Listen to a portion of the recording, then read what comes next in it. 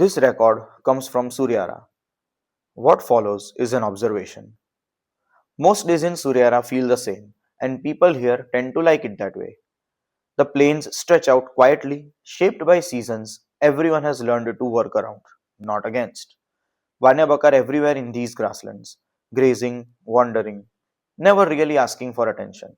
You see them so often that you stop seeing them, which I suppose is their greatest talent.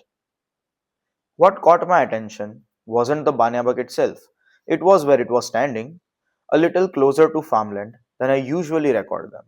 Still calm, still perfectly unbothered.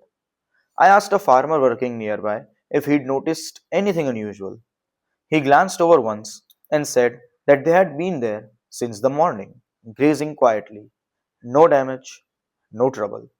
To him, it wasn't anything strange at all. And honestly, why would it be? In Suryara, patterns matter, even if people don't always talk about them. Banyabak usually tell you when the plains are settled.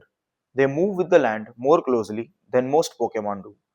Overhead, Patanbi glided through the wind like they always had. Same routes, same timing. If you were looking for reassurance, they were doing a pretty good job of providing it. There was no urgency in the scene, no reason to step in.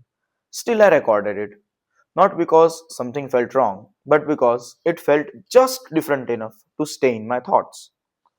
Sometimes it's not the unusual things that stand out, it's the ordinary ones that quite don't behave the way you expect them to.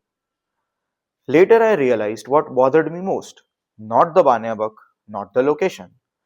It was how easily the moment had passed, how quickly it blended in the day, unnoticed by almost everyone else.